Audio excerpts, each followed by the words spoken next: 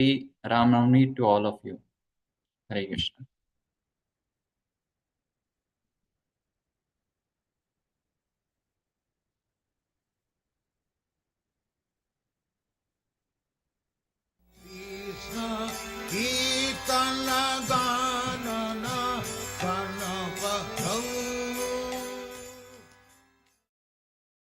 I originally began to learn Sanskrit on my own in the Montreal temple through the kindness of some Indians who used to come and take lunch with us. 3 gentlemen used to come and pay a little money and take their prasad with us. And so every time they came, I'd ask them about the letters. How do you write this? How do you like that? And one of them brought a little grammar book for me, and I began to learn Devanagari. And then during the summer of 1967,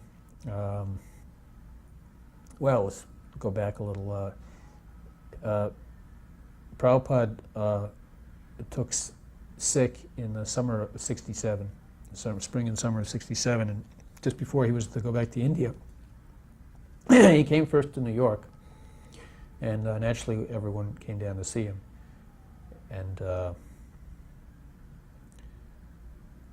it so happened that Achyutananda and I went out to a bookstore called Orientalia, which was it's now closed, but at that time was, along with Wiser's, it was probably the best bookstore in New York on Oriental philosophy. So anyway, we were poking around, and we found a book there called the Brahma Samhita, Sri Brahma Samhita, and it had a picture of Bhakti Siddhanta in the front. It was published by Bhakti Vilas Tirtha and the Chaitanya Mutt. So I thought, well, this looks like the same teachings. So we purchased it and we brought it back.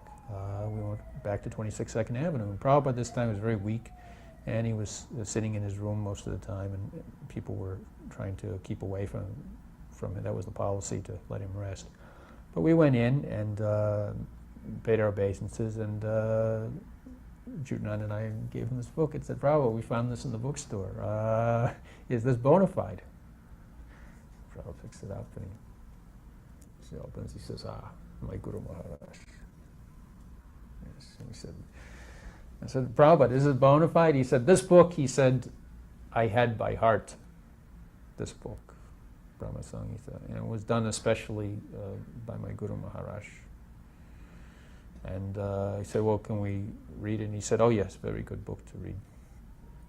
Now, in any case, that particular edition of Brahma Samhita had the Sanskrit in Devanagari characters, and then the translation, and then the purport in English. But it had no transliteration. And later during the summer, people were singing the Govindam prayers. And it was hard to hear the words sometimes in the song. And when that came out, the tapes of that came out, I thought, well, I have this, it was in my possession later in Montreal. And this was the Brahma Samhita in the society. And I had it in front of me. And so I thought, well, maybe I can, since I had learned the transliteration, maybe I transliterate this. So I began to transliterate this, and I did perhaps half the thing or something like that. And then I sent it to Prabhupada.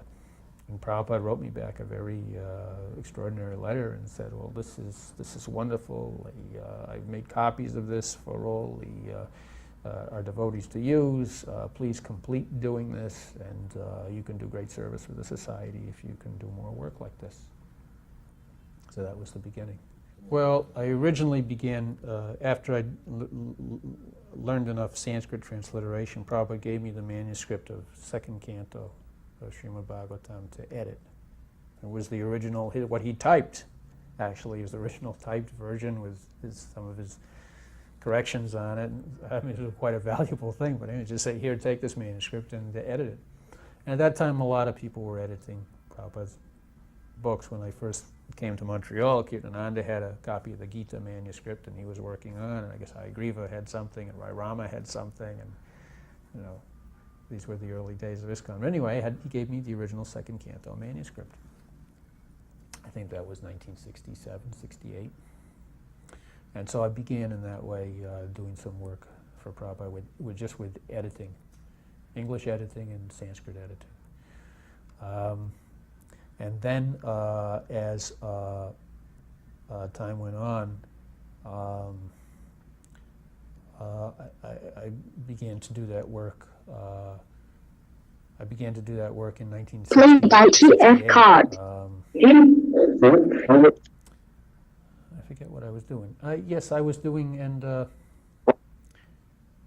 was doing second canto, and then I was doing third.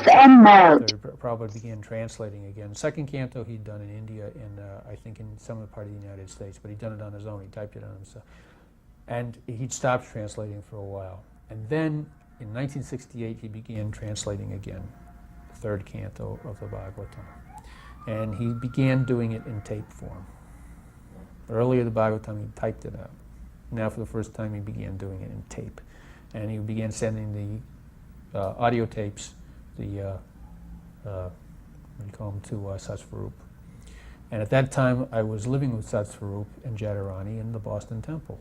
There were three of us there, basically, and when I first came, also Damodar was there, and Devananda came and went. But anyway, Satsvarup began receiving the Srimad Bhagavatam. And along with that, to help, Prabhupada asked me to do the transliteration of the verses for the third canto. And he would send us, at that time, the pages from the Gita Press edition of the Srimad Bhagavatam. It had the English translation and the Sanskrit. And I would just transliterate these things and type them out. And that was to be used for the book when it was published. So I began doing that in 1968. Hayagriva went to work in Columbus, Ohio, at Ohio State University as an English professor. And Prabhupada wrote and said, start a center there and take Pradyumna with you. Pradyumna Das Brahmachari. All right, so I went with Hayagriva.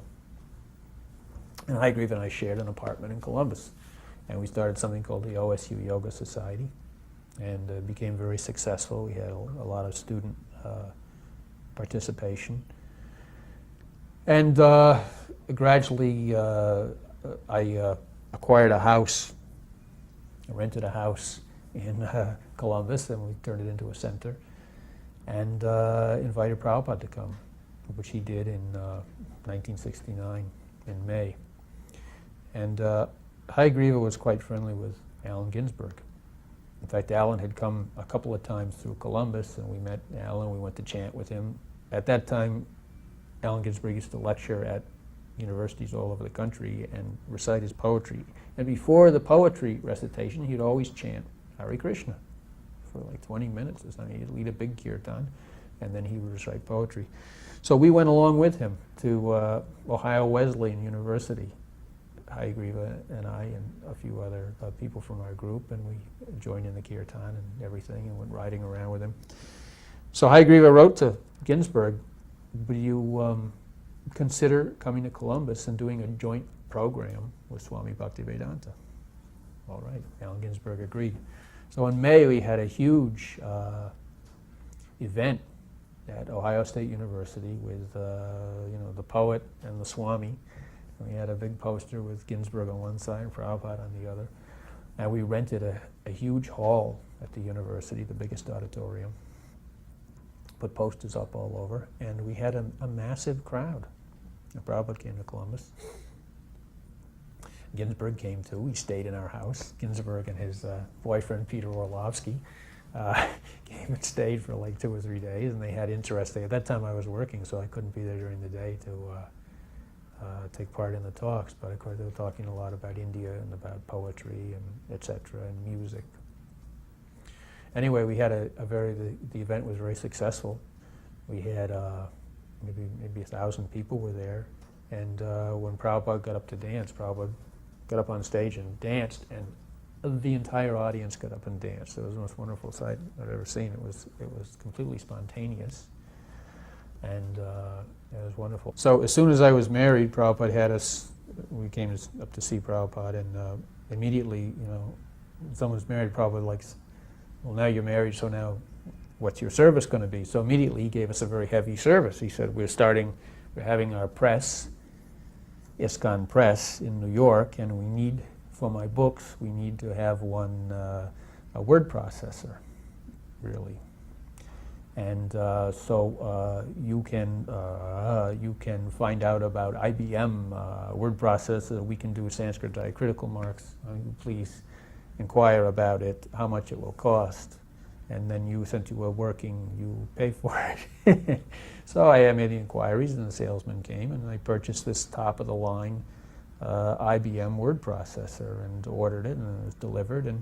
And he said, so she will type. We will send tapes. She will type, word process, and you will edit. She will type and produce my book. Sent to New York. New York will print. And so the first was Nectar of Devotion. So we got the original, kind of in our bedroom. We had this word processor, and I went out to work in the day, and she'd be typing away Nectar of Devotion, and I'd be editing, and we'd send it to New York. We had this mail traffic between New York and Columbus. And then Ishopanishad was started, and we're doing Ishopanishad back and forth. And then it got too much because the press moved to Boston in 1969 in the fall. And Chandanacharya's in New York, and he's cutting up stuff and pasting us. And every time there was a correction, she'd have to type it out. We'd have to send it to New York for them to paste up. It got too much. They said, you have to come to where the press is. So I was president of the Columbus Temple at that time. I had to give that up. And then December 11th, 1969, we took a plane with a word processor on our laps to Boston. And we became part of the ISKCON Press in Boston. When you say editing, tell me of that process. Process of editing was I basically did the Sanskrit. I did some English editing at first, but then later I just did the Sanskrit editing. Sanskrit editing means I would put the correct diacritical marks on the Sanskrit words, and I would spell them correctly according to the international system. And for the word meanings, also I would adjust the grammar sometimes, and Prabhupada's grammar in the word for word, and also if something was missing, I would also send him a lot of queries. What about this? What about that? Is this missing? Is this okay? And I had a lot of letters from Prabhupada. Yeah, you can do this, you can do that. Yes, that's okay. A lot. And whenever prayers came up or whatever, I mean, I did everything like that. I did the calendar too. Prabhupada said, now you should do a calendar every year. So for, I don't know how many years, 10 years or something like that, I did the calendar for ISKCON, the almanac. And Prabhupada would send me his almanac, and then I would have to do all the dates. And I would send it to LA and it would be printed up. Prabhupada considered phones a nuisance, actually. He never had a phone in his room that I recollect. And maybe there was a phone around, there was a phone at 26th Avenue somewhere, but when Prabhupada picked up the phone, he'd pick up the receiver and he'd hold it he wouldn't hold it like we hold phones. He'd hold it like this, like it was a strange object, and he'd speak into it. He wasn't used to using a phone. And I don't think he liked phones. I think he considered them a nuisance. He commented a few times, how can your phone is ringing all the time? People, it's a nuisance. In India, if someone doesn't call before they come, they show up at your door, and you say, aye, come in. It's not. Prabhupada, one time we were sitting in his room in LA, he said, our Indian philosophy, he said, it is open door, open window, open mind. He said, this is our philosophy.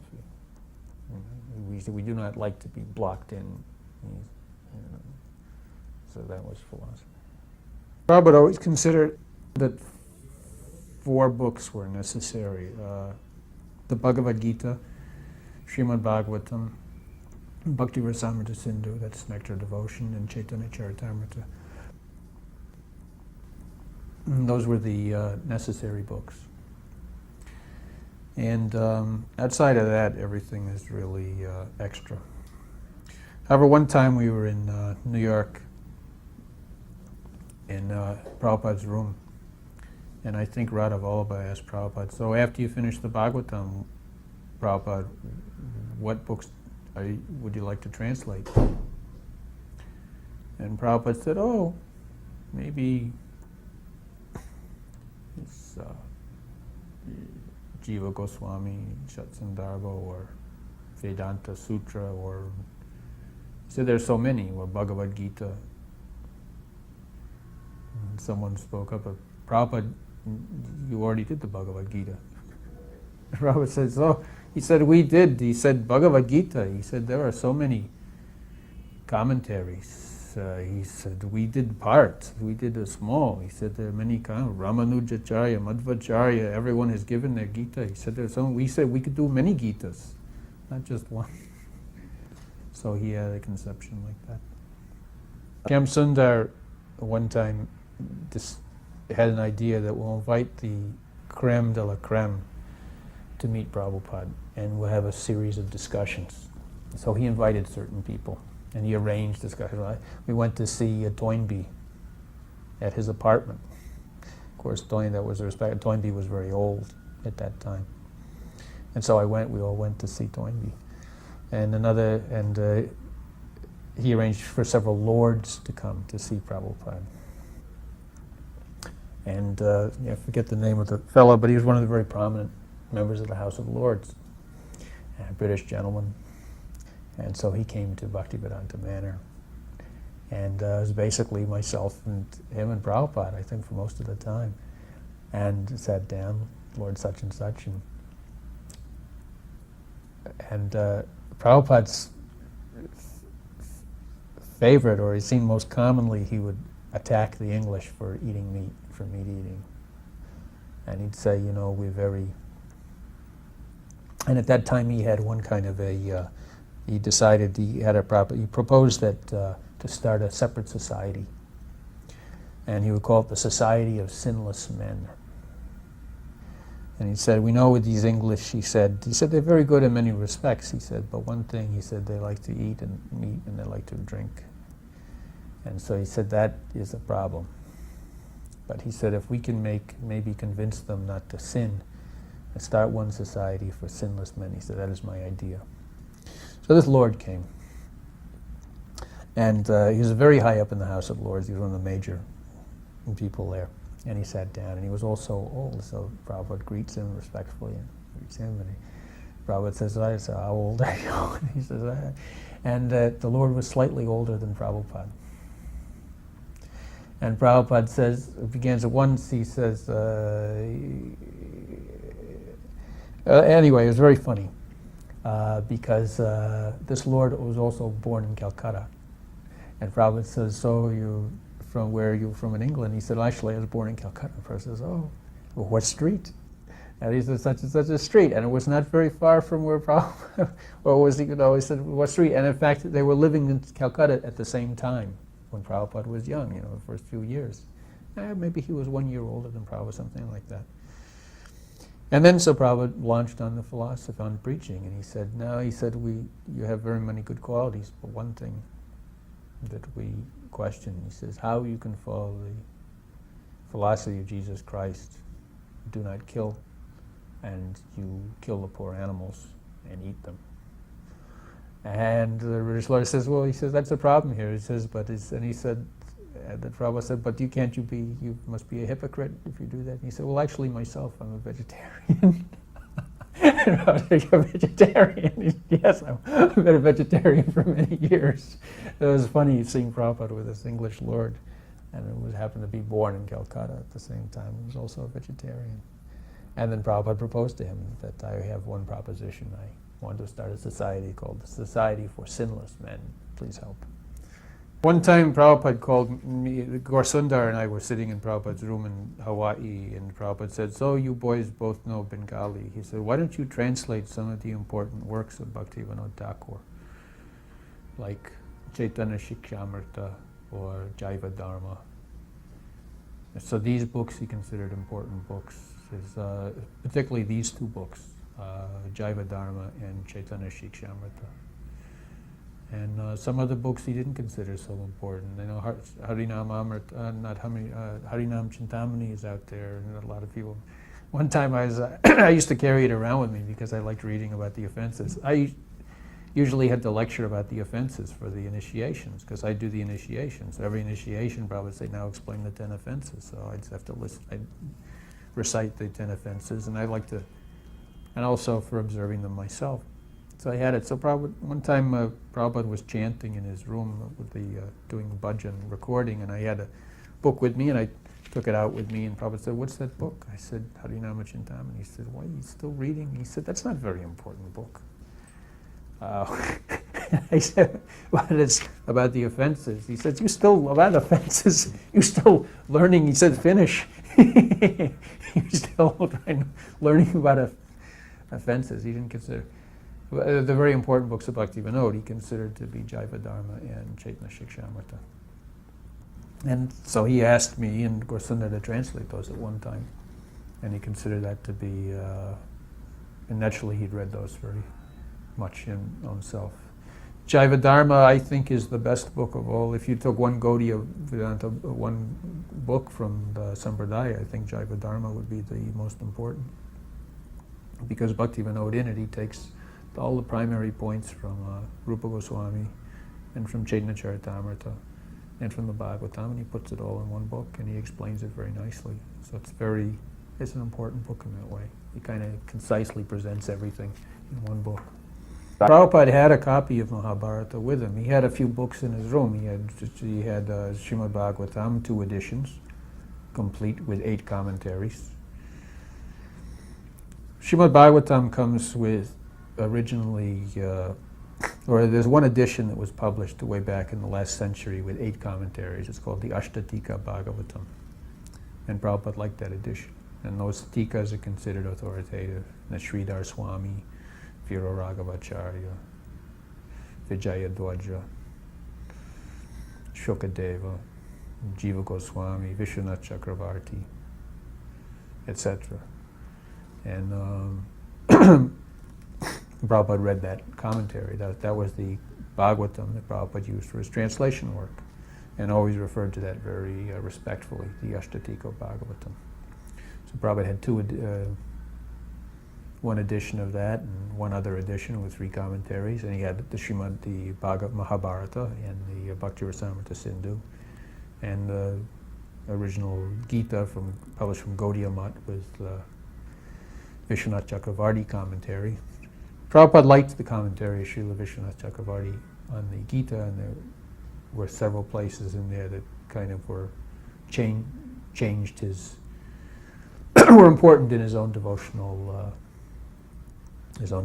process. There's one verse about obeying the order of the spiritual master that Prabhupada said many times when he read that. Then he realized something about the spiritual master, and he used to refer to that. He said this portion of this comment was very important for him.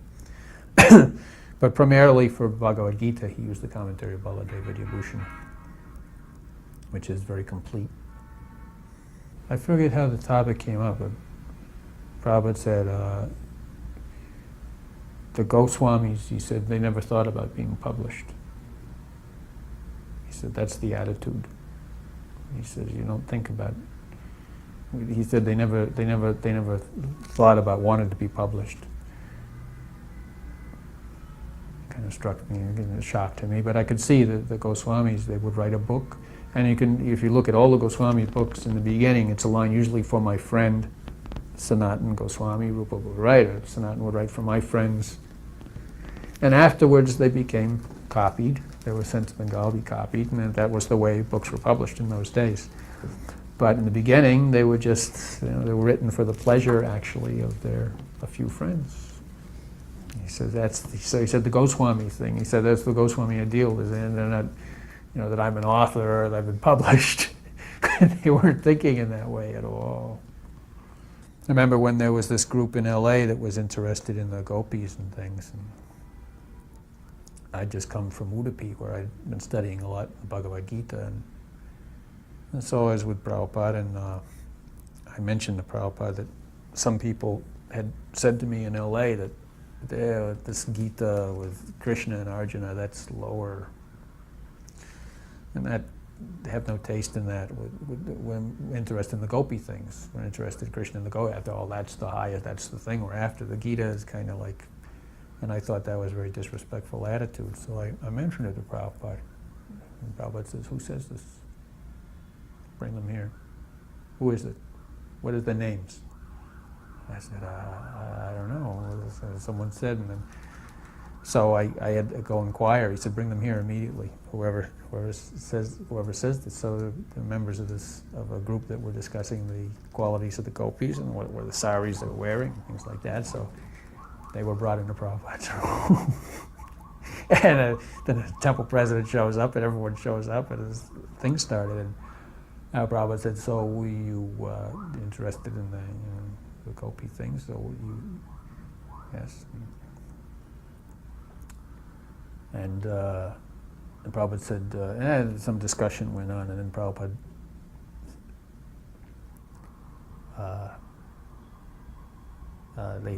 someone said, "Well, isn't it better to, isn't it true that in Goloka Vrindavan, the position of the gopi is the highest? The gopis are the higher. They're higher than like a cow, for instance, or a blade of grass. The gopis is the highest." And Prabhupada said, no difference. No difference. Probably between the gopi and the cow, and the blade. No difference. For you, no difference. And it was like a lightning bolt. He was just absolutely adamant, absolutely fierce. For you, no difference. And philosophically, of course, from the very high platform, when you're actually have the perception of what is transcendental, you may make distinctions. When from the material platform, you can make no distinction about the transcendental realm. It has to be, it's there. You can make no distinction whatsoever. If you do make a distinction, you make it on a material basis, not a spiritual. So for you, if you make a distinction, you're off the track, way off the track. It means you're deviated, you're off the road. Make no distinction up to a point. And that point is when you actually have some revelation on your own. So Prabhupada was very, when questions came at that level from people who are not at the right level, he got very angry about it on a number of occasions. Prabhupada said one time, there's a story about Prabhupada and his Guru Maharaj. One time there was a lecture in Bombay and Guru Maharaj was speaking. And Prabhupada said, we were in the audience, and I'm sitting next to an old gentleman. He said, just to show how strict Guru Maharaj was, we're sitting listening to Guru Maharaj. Guru Maharaj is speaking, and I am listening very attentively. And the old gentleman is sitting next to me, and very respectable gentleman. And he couldn't hear something. So he leans over to me to ask, what is he saying or something? And I leaned over and I said, and immediately Guru Maharaj says, oh, and chastised me for not paying attention, for speaking while he was speaking. See, so Guru Maharaj is so strict like that.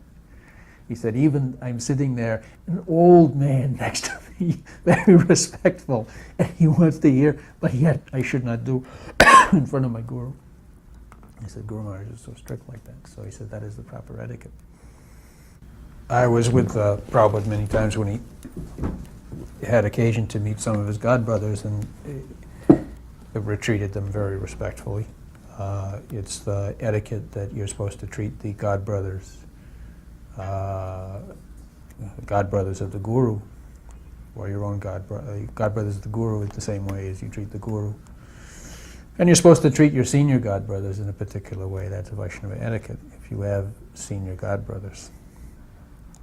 So there's a story about that. Senior godbrother means initiated before you.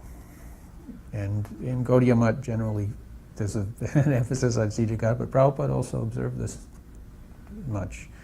One time in Montreal, a scholar came to see Prabhupada, Indian scholar, and Janardhan was there, and myself.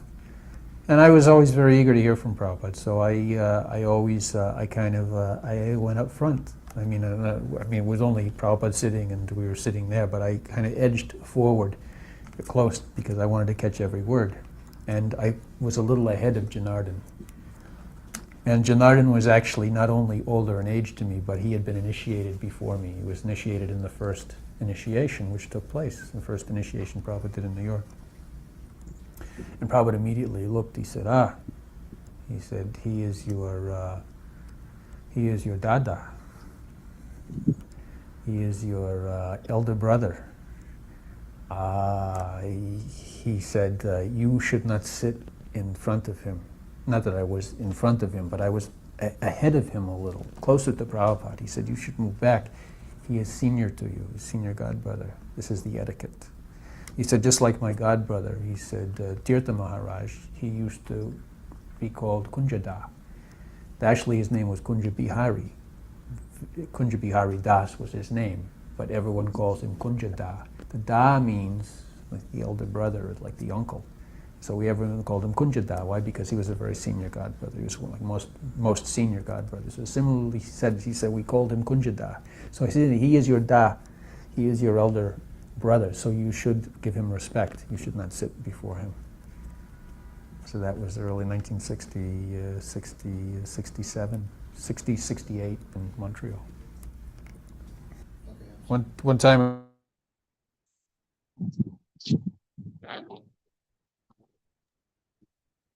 Hare Krishna. So we had a wonderful lecture to hear from His Grace Pradyumna Prabhuji. So we'll get the opportunity. I have been given opportunity to speak some of a little introduction of Prabhuji. So we'll start.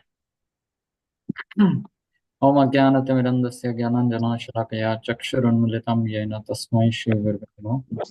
Namam Vishnupadaya Krishna Pristhaya Bhutale Shrimate Bhakti Vedanta Swami Nitinamaya. Namaste Saraswati Devi Gauravani Pacharini Nirvishesha Shunyavadi Pashaturishtamini. Vansha Kalpataru Viksha Kripa Sindhu Vevacha Patitanam Pavanebhyo Vaishnavabhyo Namo Namah. Jai Shri Krishna Chaitanya Prabhu Nityananda Shri Advaita Gadadhar Shivasadi Gaur Bhakta Vrinda. Hare Krishna, Krishna Krishna, Hare Hare, Hare Rama, Rama Rama, Hare Hare. So here is a short presentation made over Prabhuji. You all can see on the screen. Yes. So although I tried to search the original place of Prabhuji's birth and year, but I could not find it. So directly it's just mentioned when Prabhuji met Srila Prabhupada. So we can take like that, that was also one kind of birth. So Pradyumna Prabhuji is a very important and very contributing disciple of Srila Prabhupada, who was famous all over ISKCON as Panditji because of his scholarly learning about Sanskrit. And it was very important work because he assisted in translating all the Sanskrit texts of Srila Prabhupada, what we are reading nowadays. So now we'll be seeing how Pradyumna Prabhuji met Srila Prabhupada in 1960s at the 26th Avenue, right? So what happened exactly when Prabhuji came inside 26th Avenue, it was late at night. Prabhuji knocked, and then some brahmachari opened the door, and all the brahmacharis were sleeping in the room. So what Prabhuji did, Prabhuji also tried to sleep there, but he could not sleep well. So it was around 2 or 3 at night. Then Prabhuji woke up and he thought better he see Srila Prabhupada. So he went upstairs where Srila Prabhupada was staying. So he knocked there. So Srila Prabhupada said, who is there? So Pradyumna Prabhuji said, it's Pradyumna. So 2 or 3 times Pradyumna Prabhuji had already written to Srila Prabhupada some letters. So Srila Prabhupada knew about him. So he came, he told him to come inside, and Prabhuji saw how simply Srila Prabhupada was living, just a trunk, and it was covered by a cloth. And Srila Prabhupada had some books over it, and he was, as usual, translating. So then Srila Prabhupada talked with Prabhuji about his whereabouts, how he got here and where is he staying, like that. Then Prabhuji expressed his desire that I want to serve you, and Can you also initiate me? So Srila Prabhupada said, yes, yes, tomorrow or day after tomorrow we'll initiate you, no problem. So that was very wonderful. So yeah, so when Prabhuji was mentioning how he got to learn Sanskrit, right? From beginning only he was learning a little bit. So, and Srila Prabhupada actually also started some Sanskrit. He tried to start a course about Sanskrit, but when he saw that people who were teaching Sanskrit actually didn't know Sanskrit, Srila Prabhupada himself used to say, they don't know Sanskrit actually. No, they are simply bluffing, cheaters. So then Srila Prabhupada, the only person who properly learned Sanskrit was Pradyumna Prabhuji. And therefore, whatever editing was there when Srila Prabhupada was translation, and whatever editing was there, Prabhuji was mentioning, like adding the diacritics marks and all that. That all thing was done by Prabhuji actually. And yeah, in the final days also, when Srimad Bhagavatam the Srila Prabhupada was dictating Srimad Bhagavatam. So Pradyumna Prabhu was also there to entrust, and he was entrusted to translate the verse and provide the synonyms. So most of the synonyms, means word by word meaning, what we see actually had been done by Prabhuji, you know, because Srila Prabhupada hadn't so much time to do all these things. So therefore, Srila Prabhupada valued his service very much in ISKCON actually, and he many times appreciated him. Na? Once what happened, Srila Prabhupada wanted to check. So when he was at Mayapur, he also came with Mayapur with Srila Prabhupada. So when he was there, Srila Prabhupada opened a book, Bhagavad Gita or Bhagavatam maybe, and he gave him the verse, and he told him, "You transliterate this," like that. And Prabhuji told the translation and word by word meaning. Then Srila Prabhupada told, "Very good." He was very happy actually because of his accurate translations and transliteration. So that was the only person who Srila Prabhupada entrusted this Sanskrit word, because it's so important to be accurate, and so important because it's going to be for 10,000 years, we can imagine. So Prabhuji had this very responsible position, and he was always like almost always traveling with Srila Prabhupada. And he was always present here.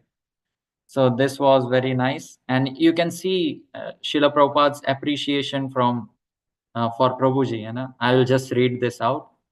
Yes, this is our Panditji Pradyumna.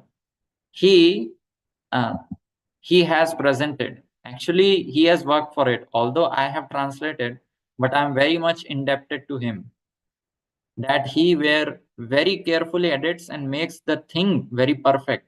Not only just Sanskrit, but whatever grammar is there, whatever things marking has to be done, Prabhuji does it very perfectly in very much detail. You see, it's a very serious job. If something goes wrong, the whole purport or anyone can raise a question that this is missing. And just imagine, big scholars were not able to do, but Prabhuji, by his sincere service, pleased Srila Prabhupada, like that. So you can see how a disciple becomes empowered by his spiritual master in that way, that he can. Prabhuji is a foreigner and he is doing Sanskrit editing. Can you imagine? So this is the perfection. Everything comes by firm determination and faith in the words of spiritual master. But I am very much indebted, Srila Prabhupada is saying, to him, that he carefully edits and makes the thing very perfect. So now we have got translation of Srimad Bhagavatam, Bhagavad Gita, and Sanskrit portion. Because mostly there is Sanskrit portion. So my beloved disciple, Pradyumna, I called him Pandit Mahashay. Srila Prabhupada in lecture says Pandit Mahashay, like that he says, because he is actually doing the Pandit's work. So he edits and he works very hard. Yeah, that's very serious responsibility. And actually, Prabhuji had to put so much effort. one disciple of Srila Prabhupada, Mataji, was mentioning, I think Govind Mataji was mentioning how Srila Pradyumna Prabhuji used to sit, matlab in lotus position, Padmasan mein baithte the, in Padmasan, and in front of him the book would be there, and he would completely be absorbed in translation of doing Sanskrit translation. It was like he was absorbed in another world. He was transported to another world. He didn't know anything going on here and there. Completely focused for hours and hours like that.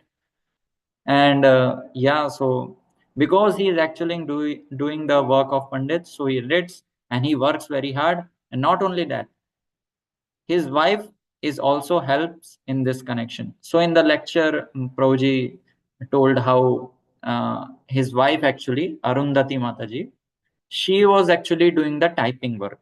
Na? That machine they were mentioning, word processor, Prabhuji was mentioning. So that typing was done by Prabhuji actually. And I would also like to share some of pastimes which I read from Srila Prabhupada Leela about Prabhuji. Yeah. Once what happened, Prabhuji was, Prabhuji was in,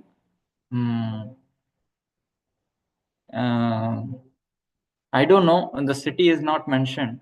Prabhuji was somewhere and Srila Prabhupada, he used to go with Srila Prabhupada to morning walks. So what happened, for some days he fell very ill and he could not go. And he developed some boils. फोड़े हो गए थे उनके body में. He developed some boils and he was in very much pain. So the devotees gave him medicine and they tried him to to assure him that you take the medicines regularly, it will have an effect. But actually what was happening is that the boils were growing, and one of the boil in his right hip, कमर में उनको इतना बड़ा boil हो गया था, so big that it looked like a tennis ball was inside his skin, like that big red boil. So as soon as devotees were doing like that, and you take care, you take rest and all that, as soon as Srila Prabhupada saw that, when he came inside and saw like that, immediately Srila Prabhupada told, just immediately take him to the doctor. And when he went, somehow he like on the crutches, मतलब जो बैसाखी होती है उसमें से crutches में गए प्रभु जी at the hospital. And when the doctor saw, immediately he put him on the operation table, and whatever boil was there, he cut it. As soon as he cut it, the boil, there was so much red and green pus all over. So it was very painful actually, and it had done all. It took almost 15 minutes to clean everything like that. So much serious the situation was. And if it was little more late, like 1 2 3 days maybe more late, then it would have developed in gangrene. Gangrene, is a disease in which like the blood stops and you have to just cut the part, otherwise it will spread in all over the body. So Srila Prabhupada, Prabhuji was mentioning, Srila Prabhupada knew exactly what to do at each time, like that. So these are some pastimes of Prabhuji, how his wonderful service is there, which all of the ISKCON and all over the world, people will be benefited by his wonderful service. So thank you very much for giving this wonderful opportunity. Also from the lecture, I got to learn so many points actually, which Prabhuji mentioned, how we should not compare spiritual things from material basis like that. And Srila Prabhupada was so emphatic about philosophy and everything. So thank you very much. Hare Krishna. And we will also like to thank all the devotees who are making these wonderful presentations about various disciples of Srila Prabhupada, and also to Krishna Kirtan Prabhu for making all the arrangements. Hare Krishna. His Grace Pradyumna Prabhu ki jai. Srila Prabhupada ki jai. Jai. Gaur Bhakti Vrinda ki jai. Jai. Premanande Hari Hari Bol. Hare Krishna Prabhu.